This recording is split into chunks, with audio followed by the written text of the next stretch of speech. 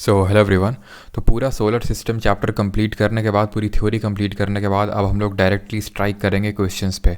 और क्वेश्चंस भी इधर उधर से नहीं, सीधे ल्यूसेंट बुक से लेने वाले हैं डायरेक्टली, ताकि आपको फील भी आए करते वक्त कि हाँ आपने पूरी थ्योरी पढ़ ली, सही से समझ में आ गई होगी, वो तो मुझे पूरा पता है। लेकिन अब आपको क्वेश्चंस लगा लेंगे तो और पूरा कॉन्फिडेंस हो जाएगा आपको कि पूरा मेरा जो सोलर सिस्टम टॉपिक है वो पूरी तरह से कंप्लीट हो जाएगा। और इसी तरह से हम लोग सारे टॉपिक्स करने वाले हैं। और यकीन मानिए, जो पेड बैच में भी जो स्टूडेंट्स या फिर जो भी आपके साथ फ्रेंड्स होंगे उनके साथ आप कंपेयर कर लेना। ये तो खैर आपको ही पता होगा अगर आपने कभी पेड बैच में वो किया होगा कि क्या लेवल है। ठीक है, पेड बैच से भी बढ़ के आपको ये चीज़ें मिल रही हैं, उस चीज़ को रियलाइज़ करें और सीरियसली लें चीज़ों को। और थ्योरी मैंने दो लेक्चर्स में आधे घंटे के 2 लेक्चर्स हैं, आधे घंटे से भी कमी के हैं, उसमें मैंने आपको करवा दिया है कवर इस सोलर सिस्टम टॉपिक का। और अब इसके हम लोग क्वेश्चंस करने वाले हैं। अगर आपने लेक्चर्स नहीं देखे हैं तो मेक श्योर आप ये काम पहले कर लें कि लेक्चर्स देख लें। लिंक मैं डिस्क्रिप्शन में डाल दूंगा प्लेलिस्ट की, ज्योग्राफी जो है। ठीक है, बाकी ऐसे ही हम लोग सारी चीज़ें प्रोसीड करने वाले हैं। तो मेक श्योर चैनल को सब्सक्राइब करके नोटिफिकेशन बेल को प्रेस कर लें। और अगर आपको वीडियो पसंद आती है तो शर्माइए नहीं, लाइक कर दीजिए, है ना। चलिए स्टार्ट करते हैं। तो सोलर सिस्टम यहाँ पे हम लोग, मुझे पता है हिंदी में क्वेश्चन है बट इंग्लिश में भी मैं चीज़ें रिपीट करने वाला हूँ। तो प्लीज़ ये वो मत रखें अपने माइंड में ब्लॉकेज की नहीं हिंदी में हम तो पढ़ेंगे नहीं, और नहीं सर इंग्लिश में करवाओ। तो यहाँ पे मेरे लिए तो पॉसिबल नहीं है ना। ठीक है, क्योंकि मुझे आपको पता है CDS का भी क्लास लेना होता है, CDS का भी बैच भी, सारी चीज़ें करनी होती है। तो मेरे पास इतना टाइम नहीं होता है कि मैं उसको टाइप करके फिर हिंदी इंग्लिश।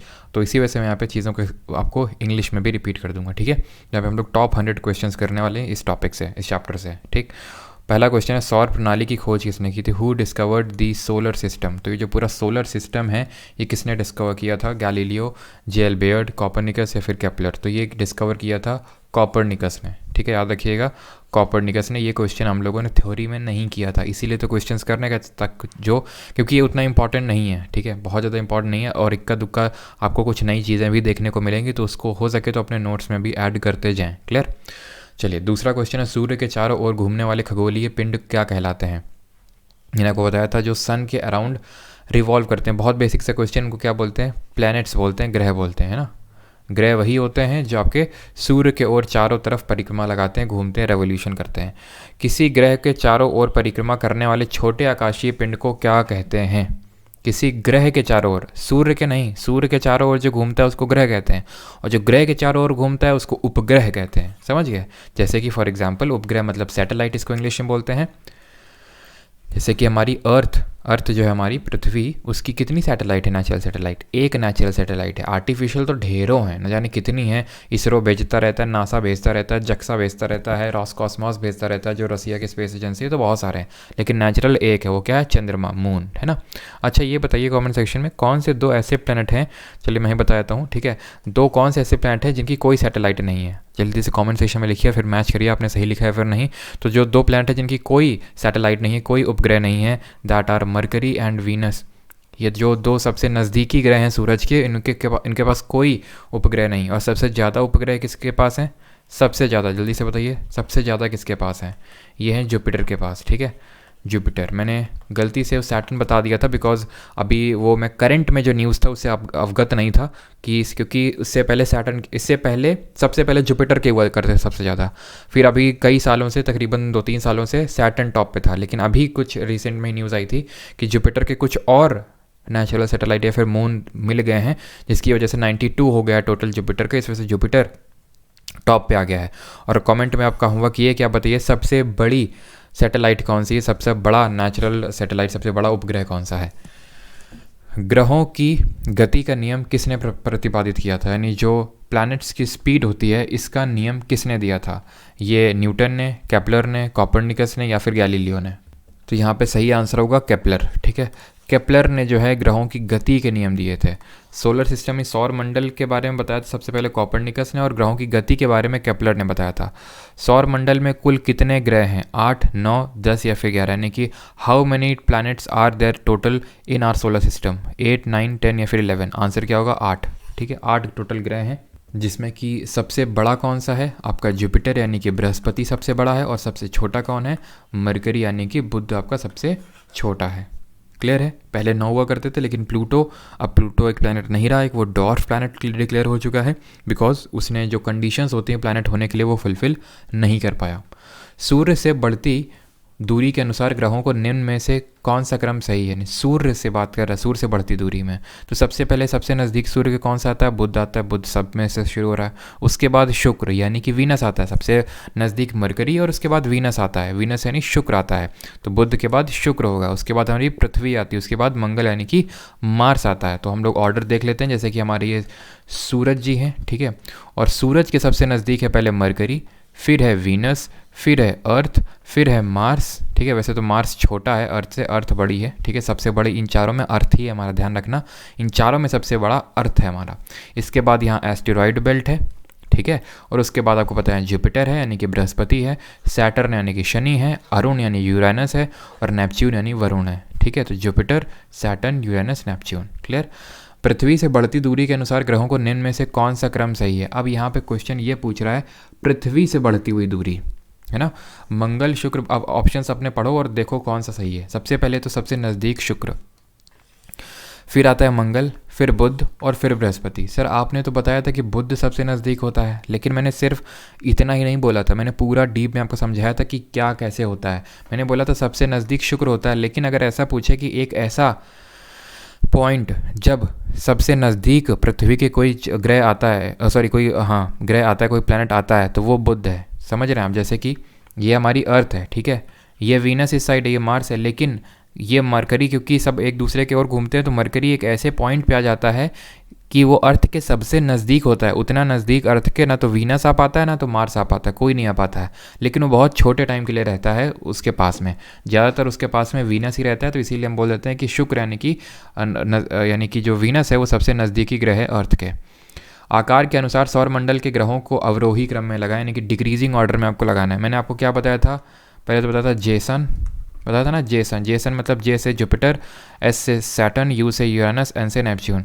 जुपिटर यानी बृहस्पति, एस सैटर्न यानी शनि, यू मतलब यूरेनस यानी अरुण, तो ये वरुण वाले हट जाएंगे, ठीक है, वरुण वाला हट जाएगा, अरुण के बाद वरुण होगा, ठीक है, सही है। अब जेसन के बाद मैंने क्या बताया था, जेसन के बाद मैंने बताया था कि अर्थ है, अर्थ आती है हमारी सबसे पहले, ठीक, अर्थ के बाद आता है हमारा वीनस, वीनस के बाद आता है मार्स, और इसके बाद आता है मरकरी यानी ईवीएम मरकरी, ईवीएम मरकरी बताया था, ईवीएम मरकरी, है ना। और ये किस तरह से होते हैं मैंने आपको बताया था, यहाँ पे हमारी एस्टेरॉयड बेल्ट होती है, तो इन सारे प्लैनेट को, चारों प्लैनेट को हम आंतरिक ग्रह बोलते हैं या फिर इंटीरियर प्लैनेट बोलते हैं, बिकॉज ये रॉक के बने हुए हैं, चट्टान के बने हुए हैं। इनको बोलते हैं एक्सटीरियर प्लैनेट, बाह्य ग्रह, ठीक है, बाह्य ग्रह। और ये दोनों गैस जायंट हैं, गैस के बने हुए हैं, और ये आइस जायंट हैं, आइस के बने हुए हैं। और ये वाले जो प्लैनेट होते हैं एक्सटीरियर वाले, वो इनके कंपैरिजन में बड़े होते हैं। तो इस वजह से सबसे पहले जेसन आएंगे, जे सन, और उसके बाद अगर इंटीरियर प्लैनेट की बात करें सबसे बड़ा अर्थ है, देन वीनस है, देन मार्स है, और देन मरकरी, ईवीएम मरकरी, ऐसे याद रखिए, ठीक है, जेसन और ईवीएम मरकरी। तो यहाँ पे आंसर क्या हो जाएगा, अरुण के बाद वरुण आएगा, ठीक है, इसके बाद पृथ्वी आएगी हमारी, तो शुक्र नहीं आएगा, पृथ्वी आएगी, और उसके बाद हमारा शुक्र आएगा, ना कि बुध। बुध तो सबसे छोटा है, मरकरी तो सबसे छोटा है, तो आंसर होगा ऑप्शन नंबर ए। निम्नलिखित में से कौन सौर मंडल का भाग नहीं है, which of the following is not a part of our solar system. तो यहाँ पे क्षुद्र ग्रह, ये इतना इंपॉर्टेंट क्वेश्चन है, इतना है नहीं, क्षुद्र ग्रह, धूमकेतु ग्रह, ये सब सोलर सिस्टम के पास है, निहारिका ये कोई पार्ट नहीं होता है सौर मंडल का, ठीक है। अगले क्वेश्चन पे आते हैं, सूर्य के चारों ओर, और जो इंपॉर्टेंट नहीं है इक्का दुक्का बीच में मैं आपको बताता चलूँगा, और उनको हम लोग स्किप कर देंगे, ठीक है। सूर्य के चारों ओर चक्कर लगाते ग्रह का वेग नियत रहता है, अधिकतम होता है जब सूर्य के समीप होता है, अधिकतम होता है जब सूर्य के दूर होता है, कुछ नहीं कहा जा सकता है। नहीं कहा तो जा सकता है, ऐसी बात तो ना बोलो यार, है ना, कुछ नहीं कहा जा सकता है, बिल्कुल कहा जा सकता है। अधिकतम होता है जब सूर्य के नज़दीक आता है, रीज़न क्योंकि ग्रेविटेशनल जो पुल होता है, सन का जो पुल होता है उसके खुद के अक्रॉस, वो काफ़ी ज़्यादा होता है जब वो नज़दीक आता है, कोई भी ऑब्जेक्ट उसके नज़दीक आता है। तो इसीलिए जब सूर्य के चारों ओर चक्कर लगाते हैं ग्रह, तो उनका वेग अधिकतम होता है जब सूर्य के नज़दीक से होकर गुजरते हैं। तो ऑप्शन नंबर बी सही आंसर होगा। अंतरिक्ष में कुल कितने तारामंडल, यानी कि ये पूछ रहा है कि हमारे सोलर सिस्टम में टोटल कितने गैलेक्सीज हैं। तारामंडल गैलेक्सीज नहीं, सॉरी, कॉन्स्टिलेशन, तारामंडल को इंग्लिश में बोलते हैं कॉन्स्टिलेशन। कॉन्स्टिलेशन क्या होता है, ये वन वर्ड में भी पूछ लेता है कभी कभी इंग्लिश में। Constellation is a group of stars, ठीक है, तारों के समूह को, अ ग्रुप ऑफ स्टार्स को कॉन्स्टिलेशन बोलते हैं। तो टोटल कितने कॉन्स्टिलेशंस हैं ये आपसे पूछ रहा है, तो टोटल नंबर है इसका ऑप्शन नंबर सी 89, ठीक है, 89 टोटल तारामंडल है। निक्स ओलंपिया कोलंबस पर्वत किस ग्रह पर स्थित है, बुध, शुक्र, पृथ्वी या फिर मंगल। निक्स ओलंपिया, मैंने बोला था पूरे जितने भी प्लैनेट उनमें सबसे जो हाईएस्ट पीक है वो निक्स ओलंपिया ही है, और वो मंगल में है, ऑप्शन नंबर डी, यानी कि मार्स प्लैनेट में है निक्स ओलंपिया। और 2 इसकी सैटेलाइट हैं। मरकरी वीनस के पास कोई सैटेलाइट नहीं है, अर्थ के पास एक है उसका चंद्रमा, और मंगल यानी मून के पास मंगल यानी मार्स के पास 2 हैं। एक तो है फोबोस और दूसरी कौन सी है, दूसरी है डीमोस, है ना। पार्थिव ग्रहों की संख्या कितनी है, पार्थिव ग्रह 3, 4, 5, 6। पार्थिव ग्रह पता क्या होते हैं, पार्थिव मतलब एक तरह से पूछ रहा है इंटीरियर प्लैनेट। पार्थिव मतलब जो रॉकी प्लैनेट हैं, रॉक के बने हुए हैं। कितने हैं टोटल, 4। आप खुद ही देखिए, 4 इस साइड हैं आंतरिक ग्रह, फिर यहाँ क्षुद्र ग्रह वो है एस्टेरॉयड बेल्ट, और 4 इस साइड हैं जुपिटर, सैटर्न, यूरेनस, नेपच्यून। तो 4 इधर और 4 इधर, है कि नहीं। तो इंटीरियर 4 हो गए और एक्सटीरियर 4 हो गए। निम्नलिखित में से कौन एक पार्थिव ग्रह नहीं है, which of the following is not an interior planet, बताइए। तो भाई मरकरी भी इंटीरियर प्लैनेट है, वीनस भी इंटीरियर प्लैनेट है, मार्स भी इंटीरियर प्लैनेट है, लेकिन शनि यानी सैटर्न जो है ये आपका बाह्य ग्रह यानी पार्थिव नहीं है, ठीक। बाह्य ग्रह या बृहस्पति सदृश ग्रहों की संख्या कितनी है, बाह्य ग्रह यानी कि एक्सटीरियर, तो मैंने अभी बताया 4 अंदर 4 बाहर। बृहस्पति सदृश ग्रहों में सम्मिलित कौन सा नहीं है, यानी इनमें से कौन सा जोवियन प्लैनेट नहीं है। जो बाहर वाले हैं बाहरी ग्रह एक्सटीरियर प्लैनेट, उनको हम जोवियन प्लैनेट भी बोलते हैं। तो इनमें से जोवियन कौन सा नहीं है, शनि है, अरुण है, वरुण है, मंगल नहीं है, ठीक है, यानी कि मार्स अंदर का है। निम्नलिखित में से किन 2 ग्रहों को छोड़कर, अच्छा अगर मैं तुमसे सवाल पूछता हूँ अभी कमेंट सेक्शन में ज़रा रिप्लाई देना कि किन 2 ग्रहों के बीच में क्षुद्र ग्रह रेखा है फिर एस्टेरॉयड बेल्ट मौजूद है, किन 2 प्लैनेट्स के बीच में एस्टेरॉयड बेल्ट है। निम्नलिखित में से किन 2 ग्रहों को छोड़कर शेष सभी ग्रह सूर्य के चारों ओर वामावर्त घूमते हैं, यानी कौन से 2 प्लैनेट को अगर छोड़ दिया जाए तो सारे प्लैनेट जो हमारे हैं वो वेस्ट टू ईस्ट घूमते हैं। सारे प्लैनेट जो होते हैं हमारे वेस्ट टू ईस्ट घूमते हैं। अगर 2 को छोड़ दिया जाए, वो 2 कौन से हैं, वो 2 हैं वीनस और यूरेनस। इन्हीं दोनों की नस बहुत निकल रही है, और इसको इंग्लिश हिंदी में बोलते हैं वीनस को शुक्र और यूरेनस को बोलते हैं अरुण। तो शुक्र और अरुण यानी ऑप्शन नंबर डी।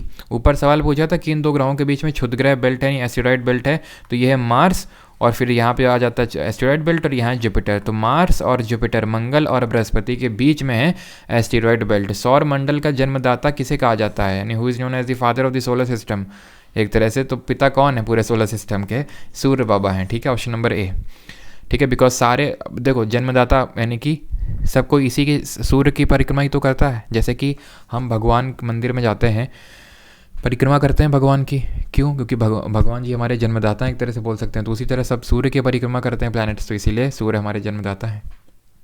ब्रह्मांड में विस्फोटी तारा कहलाता है धूमकेतु, उल्का, अभिनव तारा या फिर लुब्धक। तो कौन सा इसका सही आंसर होगा, ऑप्शन नंबर डी, अभिनव तारा इसको बोलते हैं। वैज्ञानिक जिन्होंने सर्वप्रथम खोज की कि पृथ्वी सूर्य के चारों ओर घूमती है थे न्यूटन, डाल्टन, कॉपरनिकस, आइंस्टीन। तो अभी मैंने बताया सर्वप्रथम किसने खोज की थी, कॉपरनिकस ने। न्यूटन आप जानते हैं, न्यूटन ने अपने 3 नियम दिए थे जिसकी वजह से स्टूडेंट्स काफ़ी परेशान रहते हैं, जिसमें कि तीसरा नियम है कि कर भला तो हो भला, यानी कि every action as an equal and opposite reaction. Dalton जो है इन्होंने एटॉमिक थ्योरी दी थी, ठीक है, परमाणु सिद्धांत दिया था, एटॉमिक थ्योरी जिसको हम हिंदी में बोलते हैं परमाणु का सिद्धांत, ठीक है। और आइंस्टाइन आप जानते हैं उन्होंने क्या क्या दिया था, सबको दिया था, बहुत कुछ दिया था, है ना। इनके जो थ्योरी ऑफ रिलेटिविटी है जिनके लिए इनको नोबेल नहीं मिला, याद रखिएगा, ठीक है, थ्योरी ऑफ रिलेटिविटी के लिए इनको नोबेल नहीं मिला था, ये क्वेश्चन पूछ लेता है। तो इन्होंने थ्योरी ऑफ रिलेटिविटी जो काफ़ी पॉपुलर है वो इन्होंने दी थी। निम्नलिखित जो कि हम बोलते हैं E=mc², आपने सुना होगा, है ना। निम्नलिखित में से कौन सा ग्रह नहीं है जिसे प्राचीन भारतीय ग्रह मानते थे, इनमें से कौन सा ग्रह नहीं जिसको ग्रह मानते थे प्राचीन भारतीय, तो ये सूर्य है जो कोई ग्रह नहीं है बल्कि एक क्या है, ये एक तारा है और पृथ्वी के सबसे निकटतम तारा है, यानी कि nearest star to the earth. और अगर इसको छोड़ दिया जाए सूर्य के बाद सबसे निकटतम तारा कौन सा होगा, तो that will be Alpha Centauri, ठीक है, अल्फा सेंटाउरी जिसको बोलते हैं इससे, ठीक है, अल्फा सेंटाउरी। सूर्य के संगठन में सहायक गैस कौन सी, यानी सूर्य जो है हमारा सन, वो किसके फ्यूजन से एक तरह से बना हुआ है, उसकी एनर्जी कहाँ से डिराइव होती है, तो उसकी एनर्जी जो डिराइव होती है that is from the hydrogen and helium. उसका जो मोस्टली मेजॉरिटी पोर्शन है दैट इज़ ऑफ हाइड्रोजन, और जो माइनॉरिटी पोर्शन है that is of helium, right. तो हाइड्रोजन और हीलियम से मिलकर बना है। सूर्य के मध्य भाग को क्या कहते हैं, यानी कि जो सेंट्रल पोर्शन होता है सन का, उसको क्या कहा जाता है, तो उसको कहा जाता है ऑप्शन नंबर बी, प्रकाश मंडल। सूर्य के ऊपर के भाग को क्या कहा जाता है, अधोमंडल, प्रकाश मंडल, वर्ण मंडल या फिर समताप मंडल। तो समताप मंडल तो एक एटमॉस्फेयर की लेयर है भैया, तो ये आंसर होगा वर्ण मंडल, क्योंकि प्रकाश मंडल तो मध्य भाग हो गया और ऊपर के भाग को बोलते हैं वर्ण मंडल। सूर्य सदैव पूर्व से निकलता है, ऐसा क्यों है भाई।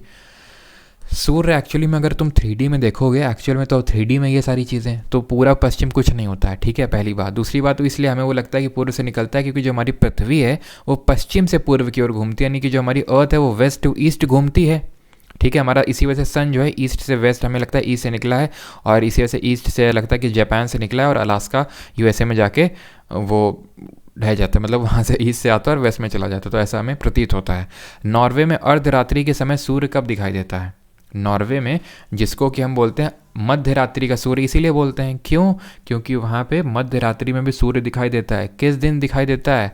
मैंने कल एक कॉन्सेप्ट पढ़ाया था, याद करो कौन सा कॉन्सेप्ट मैंने तुम्हें पढ़ाया था। मैंने तुम्हें कॉन्सेप्ट पढ़ाया था, यहाँ पे एक बंदे को वो कर दिया था, है ना, और फिर यहाँ पे हमने देखा था कि अभी पैर में उसके पड़ेंगी डायरेक्ट रेज, और फिर जब ऐसे हो गए तो यहाँ उसके मुंह में डायरेक्ट रेज पड़ेंगे, ऐसे करके मैंने समझाई थी ना चीज़ें। तो मुंह में कब पड़ रही थी? 21 जून को।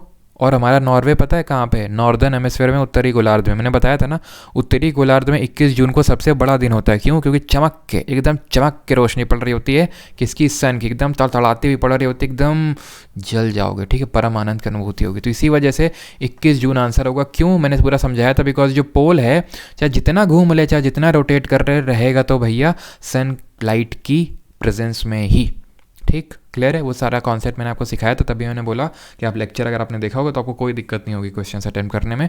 तो आंसर 21 जून होगा, जिस दिन हम कौन सा दिवस मनाते हैं? योगा डे मनाते हैं। और ये दिन जो है हमारे उत्तरी गोलार्ध में सबसे बड़ा दिन के रूप में हमारे सामने निकल के आता है, ठीक है, सबसे बड़ा दिन और सबसे छोटी रात, ठीक है। तो जो भी आपको करना है रात में, आपको जल्दी जल्दी करना पड़ेगा, है ना।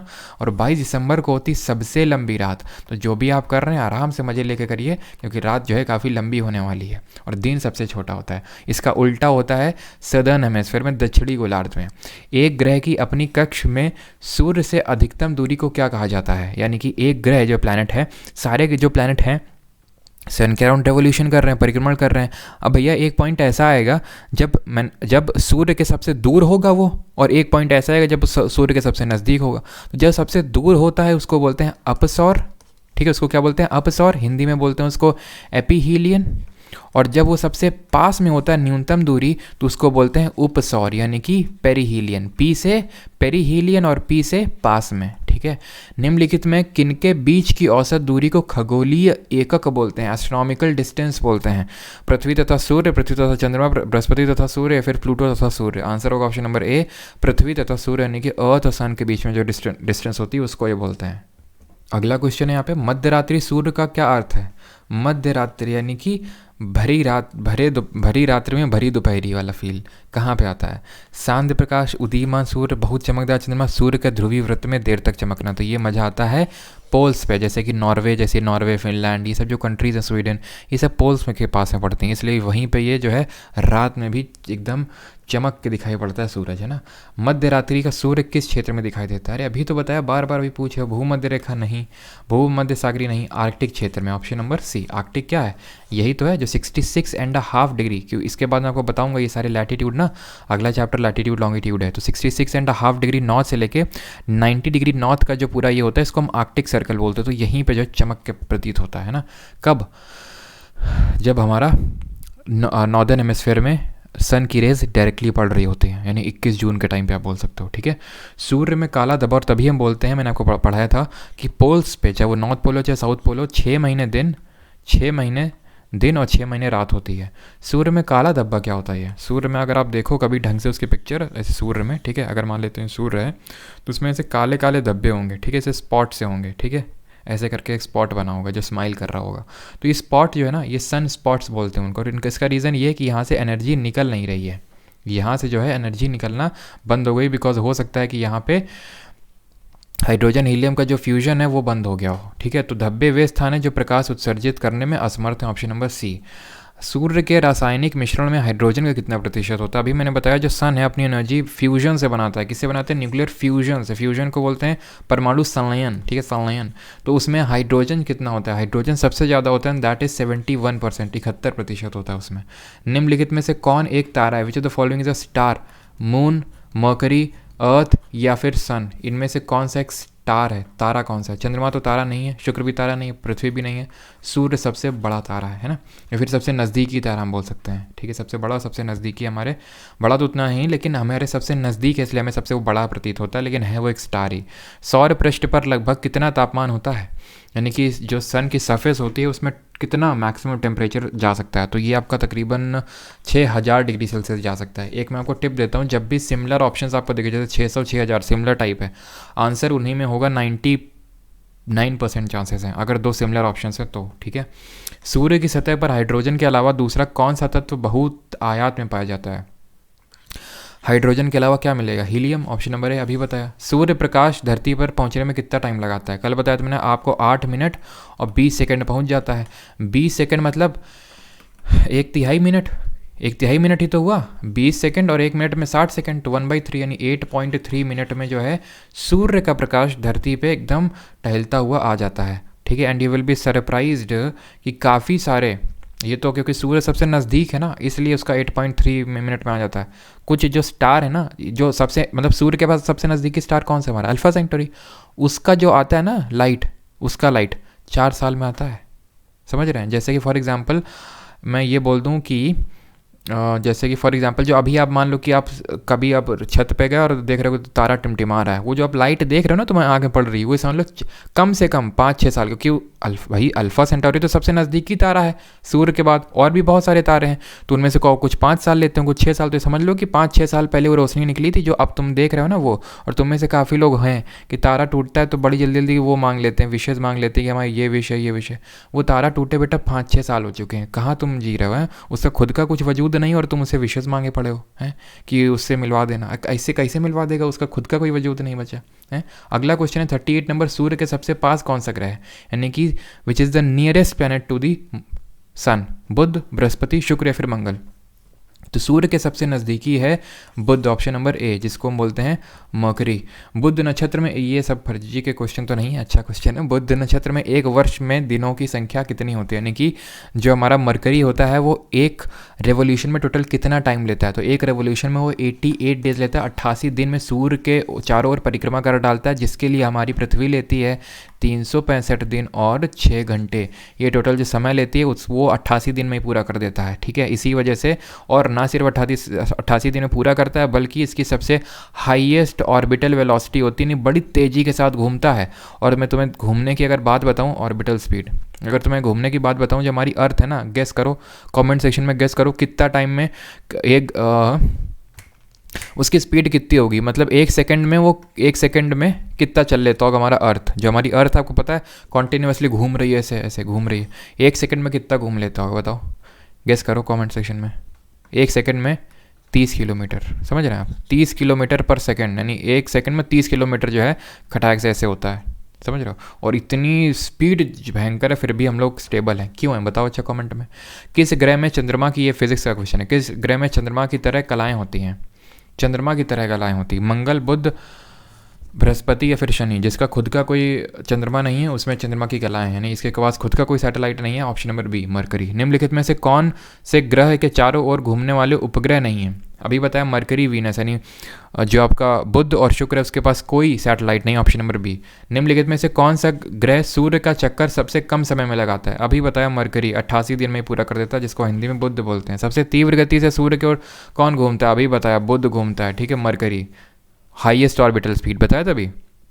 निम्नलिखित में से इसको ऐसे याद रखो, सबसे भाई कम टाइम लेते तो सबसे जल्दी घूमता होगा। वैसे इस बात का कोई लॉजिक नहीं है, लेकिन फिर भी याद करने में हमें लॉजिक तो लग ही रहा है कि देखो सबसे तेज घूमता होगा तभी तो सबसे जल्दी कम टाइम लेता है, ठीक है, वो लॉजिक लगाओ। लेकिन उसके और भी काफ़ी सारे रीजंस हैं, ठीक। निम्नलिखित में से किस ग्रह का परिभ्रमण गति सबसे अधिक है? परिभ्रमण गति सबसे अधिक है, बुध, शुक्र, मंगल या फिर बृहस्पति? तो परिभ्रमण गति आप गेस करिए सबसे बड़ा किसका हो सकता है? तो ये है हमारा प्यारा बुध यानी मरकरी, ठीक है। अभी देखा वही बार बार रिपीट हो रहा है क्वेश्चन। निम्नलिखित में से किस ग्रह का अक्षीय झुकाव सबसे अधिक है?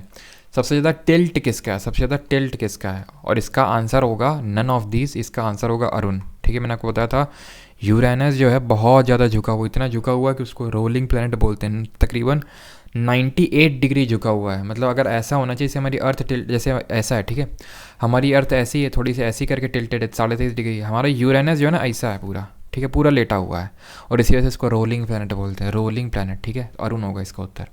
चंद्रमा के सदृश दिखाई देने वाला ग्रह है, चंद्रमा के सदृश यानी चंद्रमा की तरह दिखाई देता है, बुध, शुक्र, मंगल या फिर वरुण। Question number 46 answer would be बुध। अभी बताया चंद्रमा की तरह आकृतियां किसमें देखने को मिलती हैं, बुध, मरकरी में। सौर मंडल का कौन सा ग्रह लगभग पृथ्वी जितना बड़ा है, बताइए कौन सी पृथ्वी की बहन है, तभी उसको बोलते हैं पृथ्वी की बहन। आंसर क्या है, शुक्र, ऑप्शन नंबर सी, वीनस। ना सिर्फ पृथ्वी की बहन है, ये सांझ का तारा, भोर का तारा, उसका तारा, सबका तारा है ये, ठीक है। और शुक्र जो है, याद रखिएगा, it is the brightest planet, सबसे चमकीला ग्रह है, ठीक है। Not only the brightest planet but also the hottest planet, सबसे गर्म भी है। गर्म क्यों है, क्योंकि छोटे कपड़े पहनता है, नहीं, इसलिए नहीं है, इसलिए गर्म है बिकॉज इसमें CO2 कार्बन डाइऑक्साइड की मात्रा बहुत ज़्यादा है, जिसकी वजह से ये इस कार्बन डाइऑक्साइड की प्रॉपर्टी होती है कि हीट को ट्रैप कर लेता है, जिसकी वजह से पूरा प्लैनेट जो है बहुत गर्म हो जाता है, बजाय कि ये जो है सेकंड नंबर पे आता है, फर्स्ट नंबर पे सन से अगर दूरी की बात करें तो बुध सबसे पास में है, लेकिन फिर भी उतना गर्म नहीं है जितना शुक्र है। और इसका कॉन्सेप्ट मैंने आपको पूरा समझाया था। निम्नलिखित में से किस ग्रह को पृथ्वी की बहन कहा जाता है, which of the following is planets is known as sister of earth, ये बोलते हैं पृथ्वी की बहन, ऑप्शन नंबर बी, शुक्र, वीनस को, ठीक है। अगले क्वेश्चन पे आते हैं। अगला क्वेश्चन है, किस ग्रह को शाम का तारा कहा जाता है, इवनिंग स्टार, शाम का तारा, सुबह का तारा, है ना, अभी मैंने बताया सबको, शुक्र, ऑप्शन नंबर बी, चमकीला, शुक्र। सूर्य तथा पृथ्वी के सबसे निकटतम ग्रह क्रमशः कौन है, सूर्य के निकटतम बुध है, पृथ्वी के निकटतम शुक्र है, तो बुध और शुक्र कहाँ भाई, ए यहाँ पे, ठीक है। यूरोपवासी किस ग्रह की पूजा देवी के रूप में करते थे, ठीक है, तो देवी के रूप में करते थे किसकी, ठीक है, शुक्र, पृथ्वी, मंगल, बुध। तो शुक्र की यानी वीनस की जो ये लोग पूजा है वो करते थे यूरोपियंस। क्यों, खुद ही लॉजिक लगाओ, जो वीनस होता है उसको मॉर्निंग स्टार, इवनिंग स्टार क्यों बोलते हैं, बिकॉज मॉर्निंग में हमें दिखता है और आकाश में और इवनिंग में दिखता है, तो जो दिखता है उसी की तो पूजा हो सकती है, तो इसीलिए उसकी पूजा करते थे शुक्र की। सौर मंडल का सर्वाधिक गर्म ग्रह कौन सा है, सबसे गर्म, हॉटेस्ट कौन सा है, शुक्र, ऑप्शन नंबर सी, ठीक है। पृथ्वी के सर्वाधिक निकट कौन सा ग्रह है, यानी which is the planet nearest to the earth, इस कौन सा है, शुक्र, ऑप्शन नंबर ए, ठीक है। निम्नलिखित में से किस एक को भोर का तारा, वही सांझ का तारा, भोर का तारा है ना, evening star, option number B, शुक्र। निम्नलिखित में से किसे सौंदर्य का देवता कहा जाता है, वाओ, सौंदर्य का देवता यानी कि गॉड ऑफ ब्यूटी, बुध, शुक्र, बृहस्पति या फिर शनि, कौन सा प्लैनेट है जिसको हम गॉड ऑफ ब्यूटी बोलते हैं, ये बोलते हैं ऑप्शन नंबर बी, शुक्र को यानी वीनस को। अगला क्वेश्चन है, सुपरनोवा क्या चीज़ है, सुपरनोवा एक ग्राहिका है, एक ब्लैक होल है, एक पुच्छल तारा है, फिर एक मृत प्राय तारा है, तो एक मृत प्राय तारा, ऑप्शन नंबर डी, सुपरनोवा, यानी कि एक एक्सप्लोडेड स्टार, जब काफ़ी सारे स्टार्स एक्सप्लोड हो जाते हैं तो वो एक सुपरनोवा बनाते हैं। उत्तरी ध्रुव की खोज किसने की थी, हु डिस्कवर्ड नॉर्थ पोल, तो ये नॉर्थ पोल होता है ना, ये नॉर्थ पोल होता है 90 डिग्री नॉर्थ और ये साउथ पोल होता है 90 डिग्री साउथ, तो जो नॉर्थ पोल है उत्तरी ध्रुव, इसकी खोज रॉबर्ट पियरी ने की थी, ऑप्शन नंबर ए सही आंसर होगा। अब अगला क्वेश्चन पूछ रहा है कि साउथ पोल की खोज किसने की थी, तो साउथ पोल की खोज की थी एंडरसन ने, यानी एम्डसन ने, तो ऑप्शन नंबर डी यहाँ पे सही आंसर होगा, ठीक है। नॉर्थ पोल की रॉबर्ट पियरी और साउथ पोल की एमंडसन ने। पृथ्वी के सबसे निकटतम खगोलीय पिंड है, पृथ्वी के सबसे निकटतम, प्रॉक्सिमा सेंटाउरी, चंद्रमा, शुक्र, सूर्य, बताइए कौन सा है, चंद्रमा सबसे नज़दीक है, ठीक है, बिकॉज ये अर्थ की सैटेलाइट है, ठीक है, और ये मून, ठीक है, सबसे नज़दीक है, सन से भी ज़्यादा नज़दीक है। तभी आप देखिए जो चंद्रमा की रोशनी है वो 1.2 मिनट्स में आ जाती है ना, 1 मिनट और 20 सेकंड में आ जाती है तकरीबन, और सूर्य लिखता है 8 मिनट और 20 सेकंड सूर्य में रोशनी आने से, तो ऑब्वियस ही बात है चंद्रमा काफ़ी नज़दीक होगा हमारे। पृथ्वी की आकृति सर्वोत्तम ढंग से किस शब्द से स्पष्ट की जा सकती है, चतुष्फलक, नारंगी, विषुवत रेखा से या फिर लद्वक्ष गुलाब से, तो इसको हम लद्वक्ष गुलाब यानी कि जिसको बोल सकते हैं ऑब्लेट स्फीरॉइड, इंग्लिश में क्या बोलते हैं, ऑब्लेट स्फीरॉइड या फिर सिंपल जियोइड। पृथ्वी सूर्य के परितः अपने कक्ष में लगभग किस गति से चक्कर लगाती है, 5 डिग्री प्रतिदिन, 2 डिग्री प्रतिदिन, 1 डिग्री या फिर 3 डिग्री। पृथ्वी यानी कि जो हमारी अर्थ है सूर्य यानी सन के परितः अपने कक्ष में लगभग किस गति से, तो ये तकरीबन आप मान के चलिए अराउंड 1 डिग्री से, ठीक है, 1 डिग्री प्रतिदिन से जो है घूमती है। और मैंने आपको स्पीड बता दी है 30 किलोमीटर पर सेकेंड रेवोल्यूशन की स्पीड है, रेवोल्यूशन की है, रोटेशन की नहीं, रोटेशन का भी हो सकता है, आएगा क्वेश्चन, नहीं आएगा तो मैं बता दूंगा। देखो आ गया, देखो नाम लिया और हाजिर हो गया। सूर्य के चारों ओर पृथ्वी के परिभ्रमण की चाल वर्ष भर समान रहती है। अधिकतम होती है जब पृथ्वी सूर्य के निकटतम होता है। मैंने अभी बताया था आपको, जब भी कोई ग्रह सूर्य के निकटतम होकर जाता है तब उसकी वेलोसिटी एकदम से तेज हो जाती है। पृथ्वी की भ्रमण की गति, अभी भ्रमण की पूछ रहा है, यानी कि रोटेशन की पूछ रहा है। अभी मैंने आपको बताया था 30 किलोमीटर पर सेकेंड, वो रेवोल्यूशन की स्पीड थी। अब यहाँ पर रोटेशन की स्पीड पूछी जा रही है, दैट इज़ 27 किलोमीटर पर मिनट। याद रखिएगा पर मिनट है, वो पर सेकेंड था। यानी सूर्य की ओर जो परिक्रमा है सन, वो बड़ी तेज़ी से लगा रहा है, लेकिन घूम अपनी एक्सिस में, जो अपनी एक्सिस में घूम रहा है वो थोड़ा कम स्पीड से घूम रहा है। ठीक है। और कौन, जैसे जो हमारा चंद्रमा है ना, मैं आपसे सवाल पूछता हूँ, जो चंद्रमा है उसका हमें एक ही साइड क्यों दिखता है? इसका मैंने आपको कारण बताया था, आप बताइए कमेंट सेक्शन में। अभी मैं इसका आंसर बताऊंगा, देखते हैं कितने लोग सही बता पाते हैं कि क्यों हमें चंद्रमा का मून का एक ही साइड दिखता है, दूसरा साइड कभी दिखता नहीं। बताइए। इसका रीज़न में नोट्स में भी लिखा हुआ था। इसका रीज़न ये है कि, उम्मीद करता हूँ सभी ने पॉज करके लिख दिया होगा, कि जो हमारा मून है उसका रोटेशन का टाइम और उसके रेवोल्यूशन का टाइम दोनों बराबर हैं। दोनों बराबर हैं। तकरीबन 27.3 दिन लेता है रोटेशन में भी और रेवोल्यूशन में भी। भूमध्य रेखा पर पृथ्वी का व्यास कितना है, लगभग कितना है? मैंने आपको बताया था ये हमारी पृथ्वी है, तो भूमध्य रेखा पे व्यास यानी डायमीटर ज़्यादा है और पोलर डायमीटर जो है, ध्रुवीय व्यास जो है वो कम है। तो पूछ रहा है कि जो इक्वेटोरियल डायमीटर है यानी कि इक्वेटर पे वो कितना है? वो है 12,800 लगभग। वैसे रटने की बिल्कुल ज़रूरत नहीं है, अगर तुमने एक याद कर लिया हाँ 12,800 है भूमध्य रेखा पे, तो ये बात तो तय है कि पोलर डायमीटर 12,800 कम ही होगा। ठीक। सूर्य की परिक्रमा के दौरान पृथ्वी सूर्य से अधिकतम दूरी पर किस महीने में होती है? इस चीज़ को बोलते क्या है? एपीहिलियन। कोई चीज़ नहीं है जो हम लोगों ने पढ़ी ना हो। ठीक है, इक्का दुक्का छोड़ दिया जाए, जैसे कि ये मैंने आपको नहीं बताया था, एग्जैक्ट डेट फिगर नहीं बताया था, लेकिन ये सारी चीज़ एक्सप्लेन की थी कि इक्वेटोरियल बड़ा होता है उससे, क्योंकि ये ज़्यादा अक्सर इतना प्रिसाइज होकर पूछता नहीं है। अब यहाँ पे है तो आप उस चीज़ को याद कर लो। ठीक है। एपीहिलियन कब मैंने आपको बताया था? एपीहिलियन जब सबसे दूर होता है। सबसे दूर होता है कब? सबसे दूर होता है यानी कि ऐसे विजुअलाइज करो। हम लोगों ने कैसे याद किया था? सबसे दूर होता है, यानी सबसे दूर होता है सूरज, तो यानी कि काफ़ी ज़्यादा ठंडी होनी चाहिए, लेकिन तो तब तो गर्मी पड़ती है, यानी कि जुलाई, 4 जुलाई, है ना, ऑप्शन नंबर बी।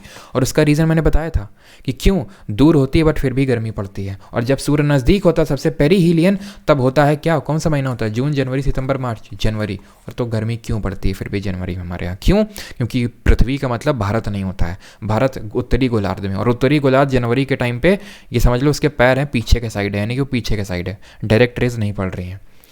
तारे पूर्व से पश्चिम, और एक चीज़ हमेशा ध्यान रखना, जो सूर्य होता है हमारा, ये अगर मान लेते हैं ट्रॉपिक ऑफ कैंसर कर्क रेखा है, ट्रॉपिक ऑफ कैप्रिकॉन मकर रेखा है, ये सब अभी पढ़ोगे लैटीट्यूड लॉन्गिट्यूड में, तो सन जो है हमारा इसके बीच में ही रहता है हमेशा। ट्रॉपिक ऑफ कैंसर के कभी उधर नहीं जाता, ट्रॉपिक ऑफ कैप्रिकॉन के कभी इधर नहीं आता। ये चीज़ ध्यान रखना। तुम बोलोगे सर अभी बोल लेते नॉर्थ पोल में हमेशा सूर्य की रोशनी चमकदार रहती है। अरे बिल्कुल रहती, मैंने कहा नहीं रहती, मैंने ये कहा कि सूर्य इधर जाता नहीं है। इधर जाता नहीं डजंट मीन कि उसकी रोशनी उधर नहीं जाएगी, उसकी रोशनी तो जाती है, यानी कि स्लैंटिंग रेज, तिरछी किरणें पड़ती हैं हमेशा उधर पे, ट्रॉपिक ऑफ कैंसर के ऊपर, ट्रॉपिक ऑफ कैप्रिकॉन के नीचे, और यहाँ पे इसके बीच में जो है सन की डायरेक्ट रेस पड़ती हैं, एकदम चीरती हुई फाड़ती हुई जाती हैं। ठीक है। तारे पूर्व से पश्चिम में किस कारण ज़्यादा दिखते हैं?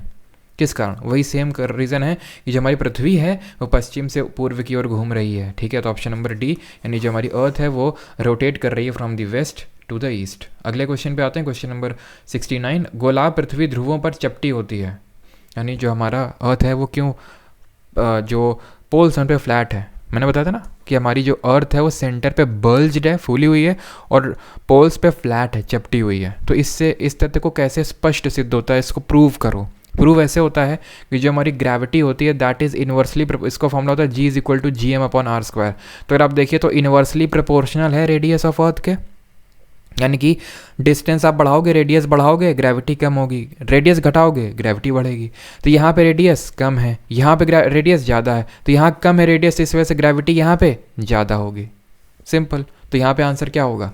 यहाँ पे आंसर होगा पृथ्वी का भार ध्रुवों पर सर्वाधिक तथा विषुवत रेखा पर न्यूनतम होता है। Option number A. पृथ्वी अपने अक्ष पर घूमती है, अपने अक्ष पे अपने एक्सिस से कैसे घूमती है? वेस्ट टू ईस्ट, पश्चिम से पूर्व। Option number B. आकार की दृष्टि से सौर मंडल में पृथ्वी का कौन सा स्थान है? तो जेसन के बाद नंबर आता है, क्योंकि जो हमारा अर्थ इंटीरियर प्लैनेट है सबसे पहले तो भैया जेसन आएंगे, जेसन के बाद हमारी अर्थ आती है, यानी 5वें नंबर पे आती है। Option number C. सबसे पहले जुपिटर, फिर सैटर्न, फिर यूरेनस, फिर नेपच्यून, फिर हमारी अर्थ आती है, और फिर इसके बाद ईवीएम, वी मतलब वीनस, फिर एम से मार्स यानी मंगल, और आखिरी में मरकरी। किस ग्रह को नीला ग्रह बोलते हैं? ब्लू प्लैनेट कौन सा है? ब्लू प्लैनेट हमारा कौन सा है? अर्थ है ना। और जो मंगल है मार्स है, ये रेड प्लैनेट है, लाल ग्रह। और लाल है क्यों, ये जरा कमेंट बताएंगे आप। रेड प्लैनेट है। और ग्रीन प्लैनेट किसको बोलते हैं? ग्रीन, ये बोलते हैं अरुण को, यूरेनस को। ठीक। पृथ्वी स्थित है, पृथ्वी किन दो ग्रहों के बीच में स्थित है बताइए? ये पृथ्वी, उसके पृथ्वी के लेफ्ट में आपका वीनस है। जब भी पता नहीं ऐसा कुछ बोलो ना तो एक फील वो जो आपको भी क्वेश्चन पूछा गया होगा बड़ों के द्वारा कि तीतर के पीछे 2 तीतर, तीतर के आगे 2 तीतर, तो बताओ कितने तीतर? अगर नहीं तुम्हें पता आंसर तो ज़रा बताओ, ठीक है। अभी मैं आपको पहली दे रहा हूँ, सुलझाओ इसको। तीतर के, या फिर ऐसे बोल लो, प्लैनेट के 2 पीछे प्लैनेट, प्लैनेट के 2 आगे प्लैनेट, तो बोलो टोटल कितने प्लैनेट हुए? कमेंट बताओ। तो पृथ्वी स्थित है किसके बीच में? तो पृथ्वी स्थित है यहाँ लेफ्ट साइड में पृथ्वी के है क्या, अगर हम फ्रंट से देख रहे हैं, मरकरी सॉरी वीनस, और यहाँ पे मार्स, यानी कि शुक्र और मंगल के बीच में। तो ऑप्शन नंबर ए। तो बताओ, एक कहने का मतलब है कि प्लैनेट के 2 आगे प्लैनेट, प्लैनेट के 2 पीछे प्लैनेट, तो बताओ टोटल कितने प्लैनेट हुए? ठीक है। किस दिन पृथ्वी, सूर्य, और सबसे सही आंसर बताने वाले को मिलेगा एक वाउचर, जिससे वो जा सकते हैं दुबई घूमने के लिए। ठीक है, तो जल्दी से आंसर बताएं। किस दिन पृथ्वी सूर्य के सबसे निकटतम होती है, सबसे नज़दीक, सबसे पास में कब होती है? तो ये होता है किस दिन पृथ्वी, हाँ, तो ये होता है आपका सबसे निकटतम, यानी कि पेरीहिलियन। ठीक है, पास में पूछ रहा है। पेरीहिलियन कब होता है? 3 जनवरी को, ऑप्शन नंबर डी। पृथ्वी सूर्य से अपनी अधिकतम दूरी पर कब होती है? अधिकतम यानी कि सबसे फादेस्ट, 4 जुलाई, ऑप्शन नंबर डी। पृथ्वी सूर्य के इर्द गिर्द परिक्रमा लगाती है लगभग, इर्द गिर्द सूर्य के, यानी रेवोल्यूशन टाइम पूछ रहा है। रेवोल्यूशन टाइम कितना लेता है? अभी मैंने बताया 365 दिन 6 घंटे, 365 दिन 6 घंटे। घंटे को दिन में बदलो, 6 घंटे, एक दिन में 24 घंटे, एक दिन में 24 घंटे, तो यानी कि 6 घंटे का मतलब हुआ 1/4 दिन, 1/4 मतलब 0.25, ऑप्शन नंबर बी। पृथ्वी की का प्राकृतिक उपग्रह है, यानी कि इनमें से कौन सा नेचुरल सैटेलाइट है अर्थ का? एंड दैट इज चंद्रमा, हमारा मून, चंदा मामा। ठीक है। और एक चीज़ याद रखिए, वो ये कि हम जब पेरीहिलियन, एपीहिलियन बोलते हैं तो वो बोलते हैं कि जब हमारा पृथ्वी सूर्य के सबसे नज़दीक है, सबसे दूर है, तब। और अगर ये पूछ ले कि जब हमारा चंद्रमा पृथ्वी के सबसे नज़दीक होता है, सबसे दूर होता है, तो उसको क्या बोलते हैं? जब सबसे पास में होता है तो उसको पेरी जी बोलते हैं, और सबसे जब दूर होता है तो उसको एपो जी बोलते हैं। अब जी क्यों लगाते हैं? क्योंकि चंदा मामा बोलते हैं, मामा को थोड़ी रिस्पेक्ट देना बनता है हमें, इसीलिए जी लगा देते हैं, समझिए। ठीक है, तो पेरी जी और एपो जी। पेरी जी जब चंद्रमा सबसे पृथ्वी के निकटतम होता है, और एपो जी जब चंद्रमा पृथ्वी के सबसे दूर होता है। दिन व रात होने का कारण क्या होता है? कल बताया तो दिन और रात और सीजन्स दोनों। तो दिन और रात होते हैं रोटेशन की वजह से, घूर्णन की वजह से, और सीजन्स किस वजह से होते हैं? सीजन्स ऋतुएं पृथ्वी की सापेक्ष सूर्य की गति नहीं यार, सूर्य के चारों ओर पृथ्वी का परिभ्रमण, यानी कि सीजन्स होते हैं 2 कारणों की वजह से। एक तो रेवोल्यूशन, परिक्रमण की वजह से, या फिर परिभ्रमण की वजह से रेवोल्यूशन, प्लस दूसरा फैक्टर क्या था? टिल्ट, जो हमारी अर्थ टिल्टेड है 23.5 degree on its axis, that is the reason. This both are the reasons why seasons आकर।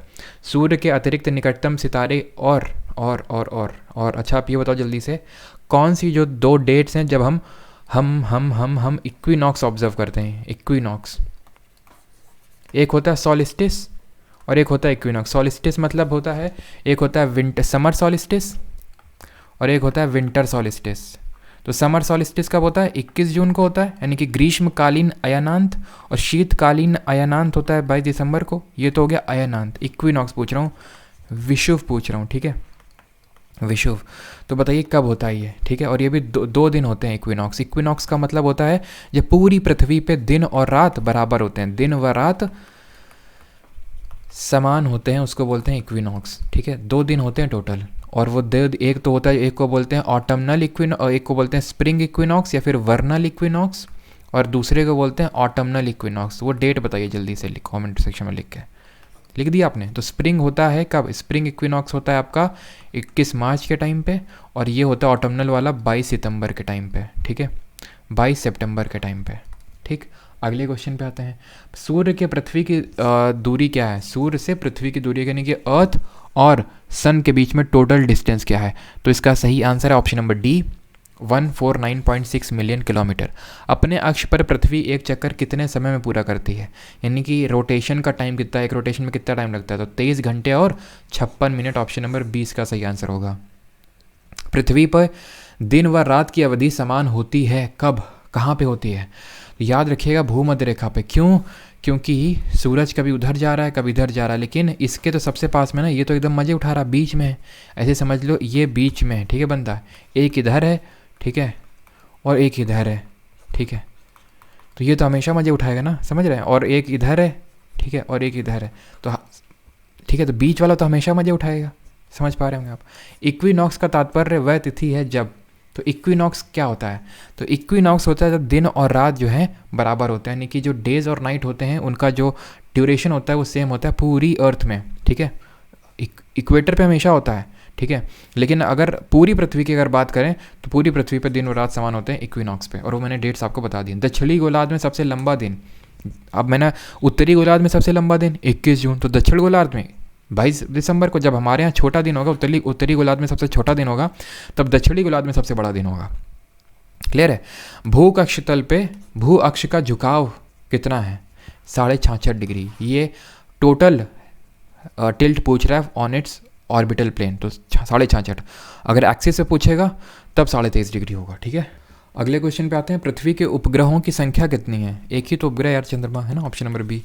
21 जून को दिन का प्रकाश उत्तरी ध्रुव पर दिखाई देता है, तो वहाँ पे प्रकाश जो है 21 जून के दिन, अभी ऊपर बताया था नॉर्थ पोल पे, नॉर्वे पे याद करो, मध्य रात्रि का सूर्य इसीलिए बोलते हैं 24 घंटे, जब रात के 12 बजे दिख रहा है सूरज, तो फिर अब बचा क्या कहने के लिए, 24 घंटे दिखता है। पृथ्वी के सबसे निकट स्थित ग्रह कौन सा है, पृथ्वी के सबसे निकटतम शुक्र, बार बार वही क्वेश्चन रिपीट होंगे। दूरी की दृष्टि से तृतीय क्रम में कौन सा, दूरी की दृष्टि तृतीय, द्वितीय, चौथी या पांचवी, या कुछ भी पूछ ले, जैसे कि दूरी की दृष्टि से तृतीय क्रम में। अब ये नहीं लिखा कि किसकी दूरी की दृष्टि से, अगर सूरज की दूरी की दृष्टि से बोलोगे, ठीक है, सूरज की दृष्टि से बोलोगे तो सबसे पहले मरकरी आता है, वीनस आता है, फिर हमारा अर्थ आता है, अगर ऐसा है तो, ठीक है, लेकिन यहाँ पे मेंशन नहीं कर रखा। पृथ्वी अपने परिक्रमण मार्ग पर परिक्रमा करते हुए अपने अक्ष द्वारा कक्षा तल पर कितने डिग्री का कोण बनाती है, तो ये बनाती है 66.5 डिग्री, ठीक है, अपने अक्ष द्वारा अपने कक्षा तल पर, अपने कक्षा तल यानी अपने ऑर्बिटल प्लेन पर। निम्न में से किन तिथियों को सूर्य की किरणें विषुवत रेखा पर एकदम चमक के पड़ती हैं, सीधी पड़ती हैं, विषुवत रेखा पे, विषुवत रेखा पे 2 दिन पड़ते हैं, उसी को इक्विनॉक्स बोलते हैं। जब इक्विनॉक्स पता है कब होता है, जब इक्वेटर पे चमकती हैं।